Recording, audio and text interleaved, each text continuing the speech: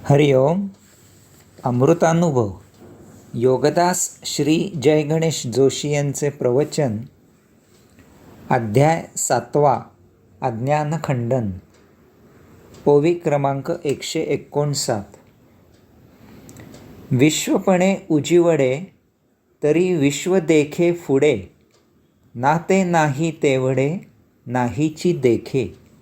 अर्थात विश्व निर्माण झाल्यावर त्याला आत्मपरब्रह्म पाहते, तसेच विश्व नष्ट झाल्यावरही त्याला परब्रह्म पाहते. आपण पाटीवर काही मजकूर लिहितो आणि तो लिहिलेला मजकूर पाहतो आणि वाचतो. तथापि जेव्हा आपण तो मजकूर पाटीवरून पुसतो, तेव्हाही आपण तो पुसलेला मजकूर पाहतो की तेथे पूर्वी मजकूर होता आणि आता तेथे तो मजकूर नाही. अशा प्रकारे लिहिलेला आणि त्यानंतर पुसून टाकलेला मजकूर असे दोन्हीही आपण पाहतो, कारण आपण पाटीवर मजकूर लिहिण्याआधी, मजकूर लिहिलेला असताना आणि मजकूर पुसल्यानंतरही आहोत. याचप्रमाणे आत्मपरब्रह्म विश्व निर्माण झाल्यावर विश्वाला पाहते आणि ते नष्ट झाल्यावरही त्या विश्वाला पाहते. विश्व असताना आणि ते नसताना अशा दोन्हीही वेळी आत्मपरब्रह्म अस्तित्वात असते, कारण ते सदा असलेले मूलभूत स्वयंभू आहे. त्याला कोणीही निर्माण करत नाही आणि नष्टही करू शकत नाही. ओवी क्रमांक 160. विश्वाचे असे नाही विपाये बुडालियाही, तरी दशा ऐसीही देखतची असे. अर्थात विश्व असले किंवा नसले तरी आत्मपरब्रह्म जसे आहे तसेच सदा सर्वदा त्या विश्वाच्या अस्तित्वाला आणि त्याच्या अनअस्तित्वाला पाहत असते. माऊलींना येथे सांगायचे आहे की विश्व निर्माण होवो किंवा ते निर्माण न होवो, विश्व निर्माण झालेले असो किंवा ते नष्ट झालेले असो, येथे आत्मपरब्रह्म सदा सर्वदा अस्तित्वात असते, कारण तेच आदी अनादी स्वयंभू मूलभूत आहे. त्याच्यामधून सर्व काही निर्माण होते, त्याच्यामुळेच ते निर्माण टिकते आणि अंतिमतः त्याच्यातच ते निर्माण लय होते. अशा प्रकारे विश्वाच्या आधीपासून त्याच्या निर्मितीमध्ये आणि त्याचा लय होण्यानंतरही आत्मपरब्रह्म जसेच्या तसे अबाधित असते. ओवी क्रमांक 161. कापुराही आथी चांदणे, की तोची न माखे तेणे, तसेही केवळ देखणे ठाये ठावो. अर्थात कापरावर पांढरे चांदणे पडले म्हणून काही तो कापूर पांढरा होत नाही, तर तो मूलतःच पांढरा आहे. याचप्रमाणे आत्मपरब्रह्म स्वयंस्थानी सदा सर्वदा पाहणारेच असते. माऊली सांगतात की कापूर मूलतःच पांढरा असतो. त्याच्यावर पांढऱ्या चांदण्याचा प्रकाश पडल्यामुळे काही कापूर पांढरा दिसत नाही. याचा अर्थ चांदणे नसतानाही कापूर पांढराच दिसतो. याचप्रमाणे विश्व असो किंवा नसो, आत्मपरब्रह्म सदा असलेले आहे. विश्वाच्या अस्तित्वावर आत्मपरब्रह्माचे अस्तित्व अवलंबून नाही. ओवी क्रमांक 162.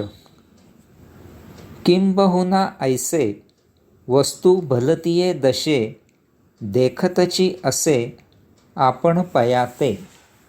अर्थात याचाच अर्थ असा आहे की कसलीही कोणतीही कशीही अवस्था असली तरीही आत्मपरब्रह्म सदा सर्वदा पाहत असलेल्याच स्थितीत असते. माऊली सांगतात की या अशा सर्व दृष्टांतांवरून हेच सिद्ध होते की अवस्था कशीही असली तरी आत्मपरब्रह्मात काहीही फरक होत नाही. ते जसे असते तसेच अबाधित असते. विश्व निर्माण होण्याच्या आधीची स्थिती, विश्व निर्माण झाल्यावरची स्थिती आणि विश्व नष्ट झाल्यावरची स्थिती, किंवा असेच पुन्हा उत्पत्ती स्थिती लय सुरू होण्याची स्थिती, किंवा कसलीच काही स्थिती नसलेली अवस्था, अशा सर्व स्थिती किंवा अस्थितीत आत्मपरब्रह्म त्याच्या जागी ठाम जसे आहे तसेच अबाधित असते.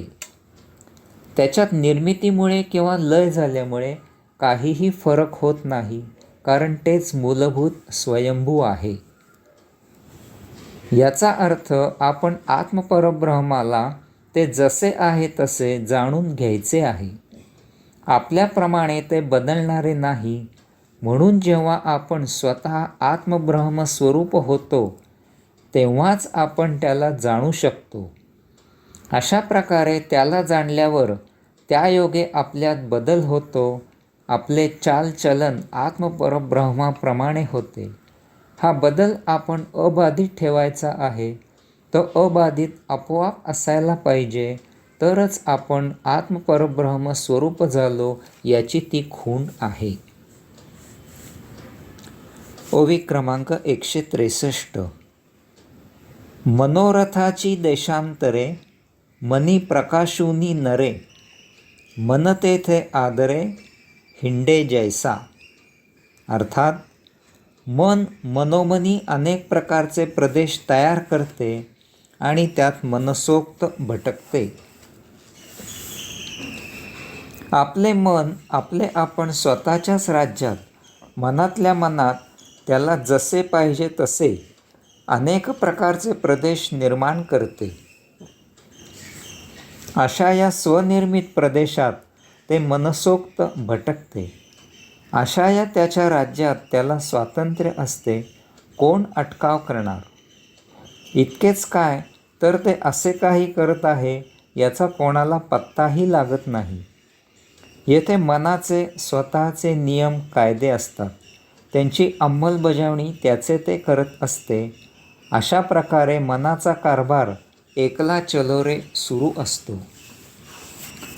माऊली म्हणतात की याचप्रमाणे आत्मपरब्रह्म स्वनिर्मित ब्रह्मांडात स्वैरपणे फिरत असते.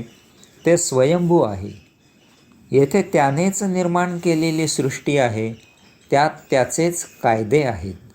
त्यांची अंमलबजावणी ही आत्मपरब्रह्माच्याच नियोजनाने होत असते. यात काही बिघाड झाला तर त्याच्या दुरुस्तीची ही व्यवस्था आत्मपरब्रह्मानेच केलेली आहे. येथे कोणालाही पत्ता न लागता आत्मपरब्रह्माचा कारभार सुरू असतो. जे काही उत्पत्ती स्थिती लय असे सतत होत असते त्याचा कोणालाही पत्ता लागत नाही. अगोदर याची अंमलबजावणी होते आणि मग ते झाले असे इतरांच्या लक्षात येते. अशा प्रकारे आत्मपरब्रह्माचा कारभार एकला चलोरे सुरू असतो. ओवी क्रमांक 164. का दाटला डोळा डोळिया, डोळा चितारा होऊनिया, स्फुरे चोख म्हणूनिया, विस्मो नाही.